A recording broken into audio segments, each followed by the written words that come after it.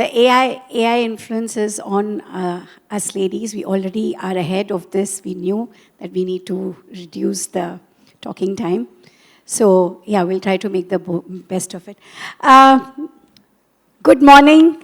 Battling the Mumbai rain and traffic. Very warm welcome to this program. Uh, World Education Congress and World Women Leadership Congress has become very close to my heart. This is my third year with them. And this time I actually was telling Ms. Nisha, can I just stay back in the audience? She says, absolutely not. You've got the job to do. So a warm welcome, and I hope you're all enjoying the session. For me, this is turning out to be a workshop rather than just a conference, and we are learning a lot. And everyone, whoever has presented, has left us with some messages, some tools. And again, that is something that a human can do. Yet here we are to discuss about AI. And we have been chatting on the WhatsApp to make sure that we make the best of it.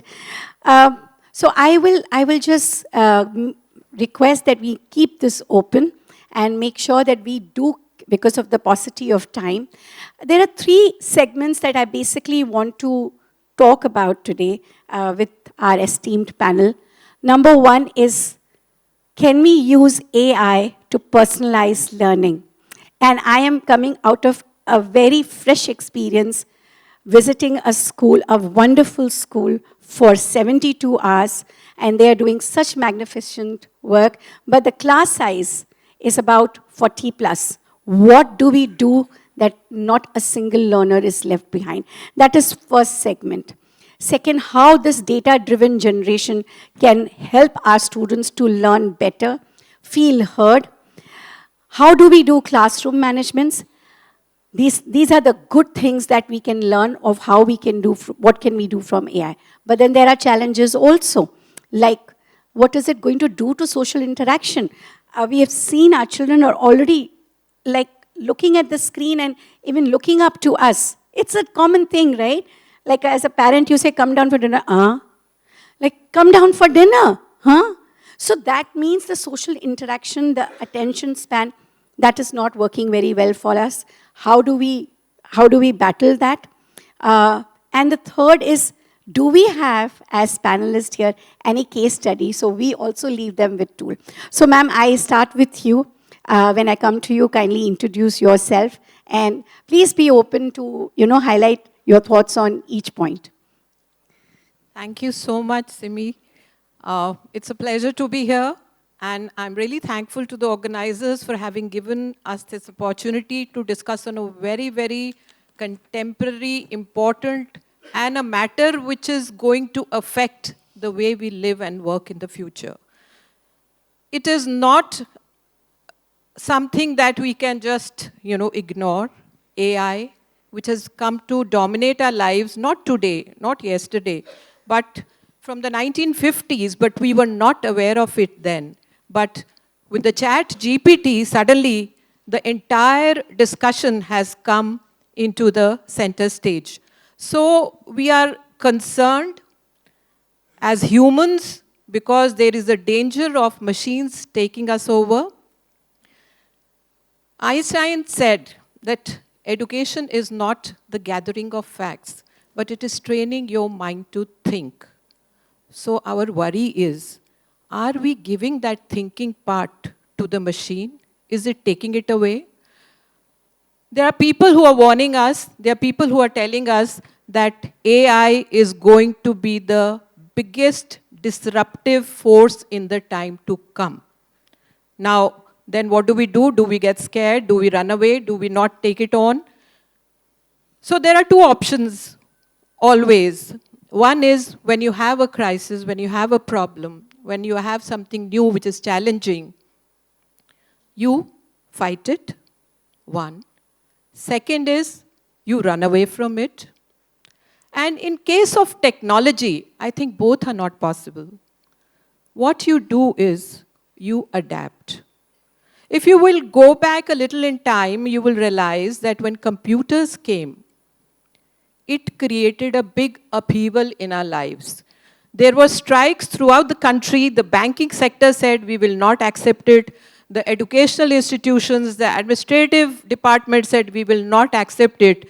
It is going to take our jobs away. Now, so many years down the line, things have only, technology has only taken us further up the ladder. So our lives, have they got better or for worse? Now, being a social work professional, I will just like to introduce myself. I have been for 43 years into teaching a subject of social work, where we have tried to say that what really is wrong with the society and what leads to the most of the problems, it is not technology, it is nothing but the way we handle our social structure, the society, and the social relationships. And we know what this little phone in our hand has done to our social relationships of late. To give you an example, we have in schools and educational institutions social workers who are called school social workers. Of course, in India it has not taken, taken off in a big way, but in other countries we have. There are regularly social workers appointed. Now, what is their duty? What is the task they have to do? We consider that it is not possible for the teacher, whose primary task is what? To teach the student, to see that they excel in academics, to see that whatever is being learned, they'll do it well. That is the primary objective of any education institution.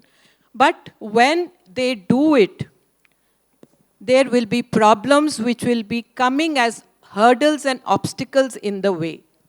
For instance, there can be mental health issues, there can be emotional problems, there can be social problems, relationship problems, adjustment problems, which the social worker will take care of because the teacher doesn't have the time for all of that. But you really think with AI, the machine is capable of addressing all these issues in the educational sector? Because we are turning a blind eye that AI is more, intelligence is not the be-all and end-all of everything. There is much more to it. It is the socialization process of which the school is a very, very important part. What happens to that if the machine takes over? So there are real dangers which are looming ahead. I am not saying don't accept technology. Please do accept, by all means. But it cannot take over humankind. It cannot take over human mind. There are limits, and we have to think of that. And just one thing I want to say, that we have only focused on AI. There is a very important component of our, this panel discussion, which talks of virtual reality. We haven't touched that.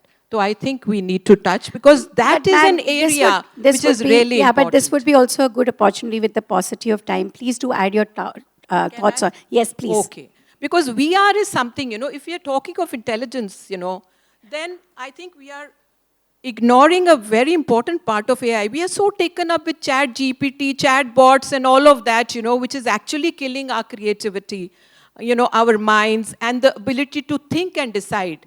But virtual reality is one aspect which I think has a lot of promises. For one, it is cost effective. For two, it provides you accessibility. For three, you can cater to those sections of the society. For instance, your disability group, the people who are challenged, be it mentally or physically, people who are located remotely in the tribal areas, people who do not have access to education. So by simulation, by creating this make-believe, you can give them that real-world experience, which I am telling you is mind-blowing. Why I'm telling you? Because I recently went through it. We had gone to Mahakal, for the darshan. And as you know, in the morning, they have that Bhasma Aarti. Usually it is early in the morning, 4 o'clock, you're not able to attend that. So they have this VR there, which is a 10-minute kind of an experience they give you. Believe me, it made me feel I was really there, attending the whole, Bhasma Aarti, and I felt I was a part of it. I cannot explain how I felt that time. It was virtual reality, but it was so real, more real than the actual experience I may have got inside the Bhugra. So virtual reality is something we need to look at, explore. It has huge potential, and that is what something we can have in our education, in big time, big way. Thank you And so much we for need your to thoughts. concentrate on Yes. that. Thank you So so I much. think the thought that I am passing with, yes, we can clap, and we should, is that a teacher uh, is supposed to teach, and she cannot do all, but yet we talk about social emotional learning curriculums integration, which again AI cannot do. So I'm passing on to the next panelist, who has already told me that she wants to focus more on how India, as such a huge country, is going to play a part of showing the balance perhaps of AI and other social interaction that is needed. And on topic of VR, yes, it brings the world to the doorstep, and we have seen that what changes it does. Like we were doing one project for shapes.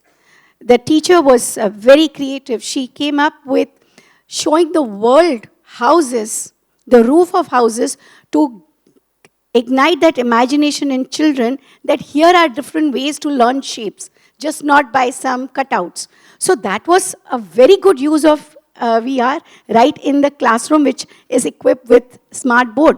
So yes, as you rightly said, and you gave such a wonderful example of Aarti, yet people love to travel, and we like to go and stand in those long flight queues. But let's talk about how we are going to do in India and what are the challenges. Please. Hello, everyone. I'm Rajeshwari. I'm the director of NTPC School of Business. We are completely dedicated to the energy management, and we are one of the niche business schools in India, supported by IIM Ahmedabad. I would like to say that, in the world of virtual reality, artificial intelligence, or augmented learning, there is a lot which is happening, but where do we stand? I very much agree with Madam Indira Parekh, who is my inspiration from IMA days. Ma'am, definitely I would like to say here that the Britishers had the influence where they not only destroyed our Gurukul system, but they also did one thing, that we were very action learning kind of people. Do it by your hands. That was there. They moved us to rote learning. We were the creators. We were more on creative side. They made us do copy. We were always leading by thinking, and they made us followers. It's very important for the generation now and the generation with which we are working. We as responsible citizens of this great nation, India, have to have the collective wisdom that how can we blend the things. I know the government is doing Atal Innovation Mission, or National Innovation Foundation is doing certain things. The schools are ready for this. Let me draw your attention to the yesterday's income strata, which is available on the website of the Economic Times. You can see that still the 50% of Indian population has an earning which is 71,000 rupees or around that rupees annual income. And rest 38% has got like 1.8 lakhs per annum income. Look at the bottom of the pyramid. Still there are schools. I work deeply into Rajasthan. I work deeply into Tamil Nadu and Kerala. And I know that there are very interior schools where the power has not, the electricity has not reached to the capacity levels. What to talk about AI? And the internet access, sorry. We are at the demographic dividend with lots of youth being there, but I have a challenge here that if we do not engage them socially, they get themselves engaged anti-socially. The mothers feel so proud. My 8-month child is always engaged on the mobile. So because I am comforted, I can cook, I can sleep, I can watch my teleserial. What are we up to? It is something where we need to see it as a bigger challenge of mind slavery than anything else. The students are using ChatGPT and they are losing on their brain how to use it. Their vocabularies are going down. Their creative skills are going down. Their hands-on skills are going down. The teachers also feel comfortable, okay, use Moodle. They would check. I don't want to apply my brain. They are ChatGPT. I am a Moodle person. We will feed in there. We'll get it corrected, and that's it. Okay, everything needs to be augmented. We need to progress along with it. But can we forget that we have a responsibility, the ability to respond to the needs of the world today? It's so important. Here, infrastructure, the content development, the kinds of words you're using, India having educational technology hub, can it become an educational technology hub? Do we have the bandwidth of engineers and people, those who can actually do the needful? Yes, we have. There is a promise, long way to go. However, last point is that we still are using, sitting on the seat of higher education, we are using the word pedagogy. Sorry all my dear friends, we are not peds. We are not the child. We are into the scheme of adult learning. We must start use this word called andragogy. Then the pedagogy. If you are still stuck there, you have not gone a single step ahead, and we are talking about skies. We have not yet touched the ground. Thank you so much. So quite a powerful thought there, and quite a diverse one. Yes, when we look at from that lens, it is alarming. But then that is one of the, what do you say, working part for our country. And but we'll move to her, ma'am. Yeah. Sorry. Yes, because they have. Just at NTPC School of Business, we have been using the iGuru immersive technologies since 2016, where we teach the hardest of the power projects can be learned through the virtual reality. Just wanted to add sure. that. So it is a very good kind of a mix happening. Ma'am talked about social responsibility, social work, and imbibing those social skills while having AI. You're talking from a different lens. I would want to go to ma'am and say what you want to add. And lastly, we will go on to the mental well-being, and then we sum up in next 8 minutes. Is it okay, Mr. Alok? Dr. Alok, 8 minutes? Yeah. Ma'am, please. Okay, Assalamualaikum and good afternoon to all. Maybe I can introduce myself. I'm Dr. Suzana Sulaiman. I'm currently the Deputy Vice Chancellor, Academic and International at University Technology Mara UiTM. And a bit about UiTM, is the biggest university in Malaysia. All right, and maybe I share a bit about these AI, AR, and AI that we have conducted. At UiTM, we try to integrate all these technologies into our educational framework in making sure that students receive a modern and also comprehension education. We have a center, and we call it a Center of Innovative Delivery and Learning Development, CIDL. And this is to empower all our academic staff to effectively utilize the VR, AR, and AI in their teaching practices. Of course, at CIDL, we make sure that we have instructor, okay, with to familiarize the instructor with the technology, curriculum development strategies, and also creation of the VR creation. Okay, up to since 2020, we have conducted 140 programs and activities. We have implemented for all our UiTM academic staff, and for your information, we have almost 9,000 academic staff within the 34 campuses throughout Malaysia. All right, so that is a challenge for us to making sure that they implement or they include all those AI, artificial intelligence into their programs, okay? So making sure this to happen, CIDL since 2020, we have successfully engaged almost 130,284 participants among the academic staff, and we have trained 173 instructors, okay, which we classify as the CIDL champions, because it's quite impossible to train all our lecturers, 9,000 lecturers at the same time, okay, on these new technologies. And if you could imagine, half of our lecturers, they are more than 50 years old, and they are quite reluctant to learn new gadgets, even to use new gadgets, and more so of to apply AI in their lectures, okay, and more so into assessing their student. So that's the challenge that we have. So this center,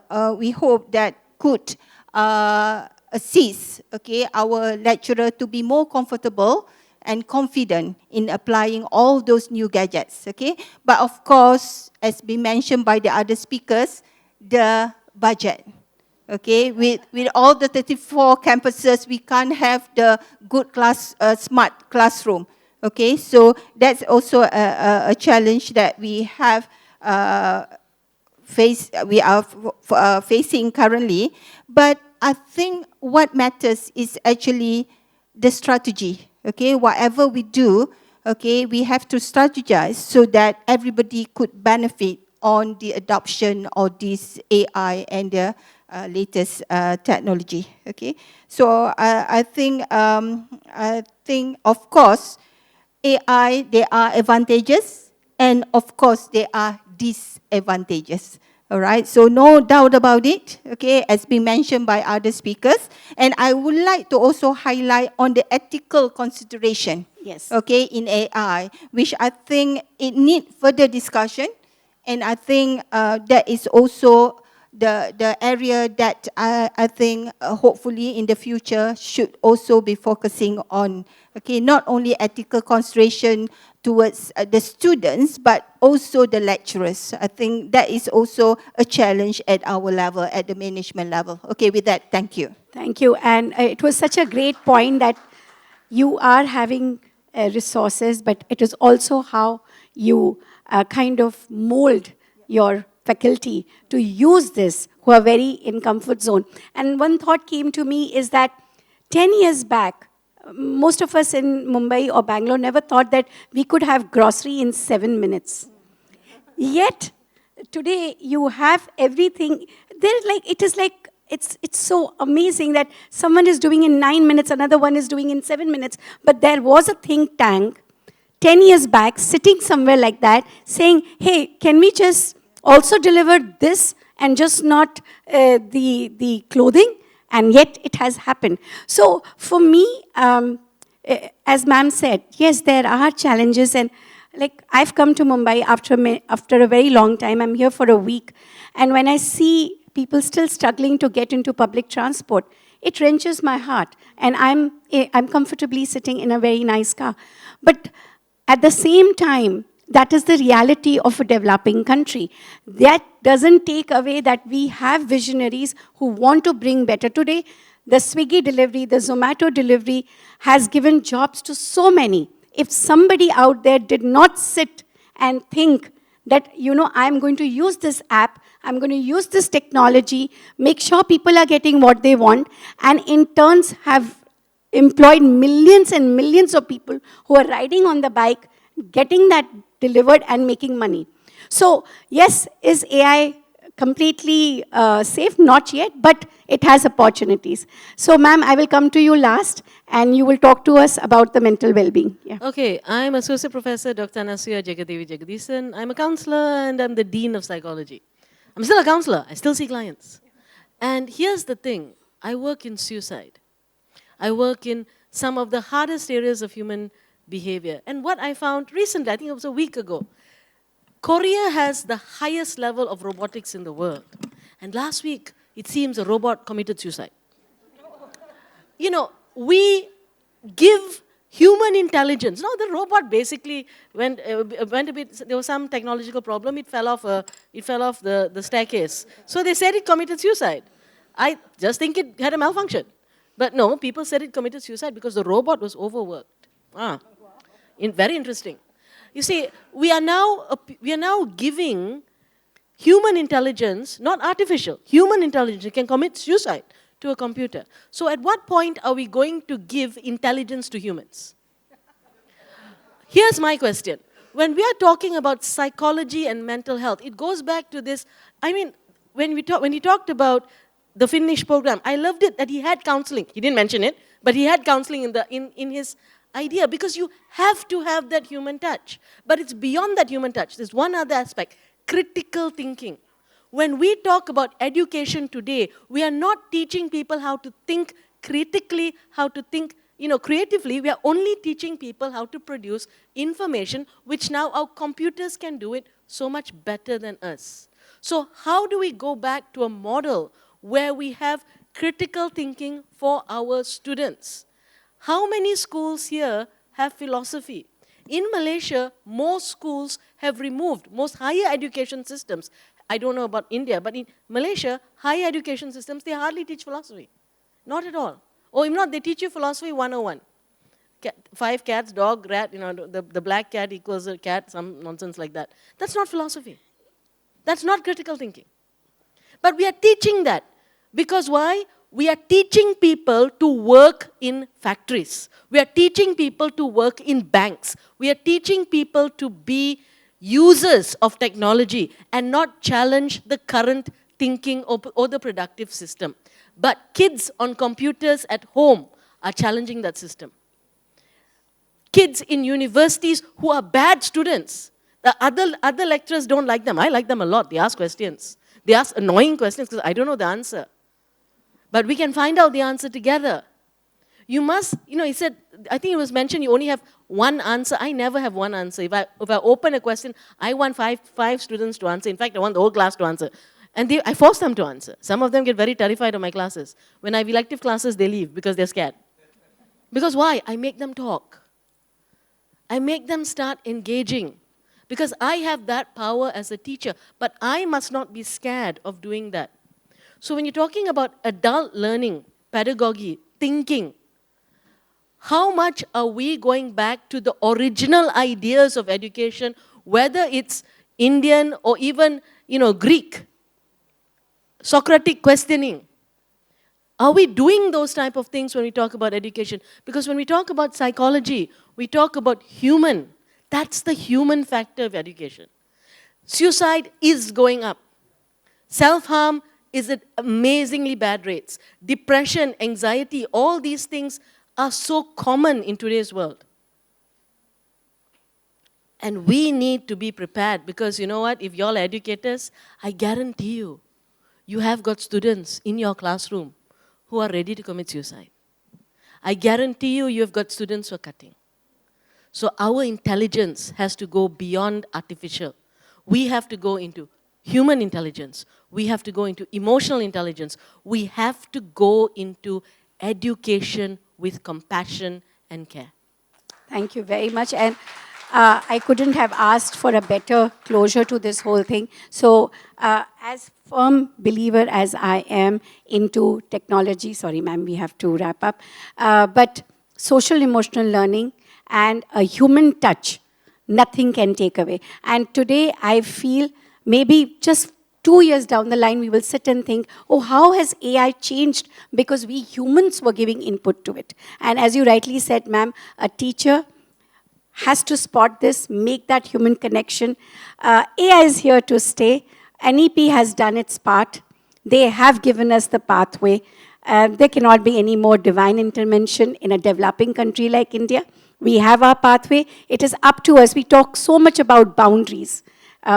We don't want to do this, we don't want to interact. That is the same thing for the educators, the visionaries. We are the ones who are going to decide what are the boundaries of AI coming into my institute, in my classroom, and where the human touch is not going to be compromised. So on this note, I thank each one of you. I'm sure we will have more conversations in our WhatsApp group. Thank you very much.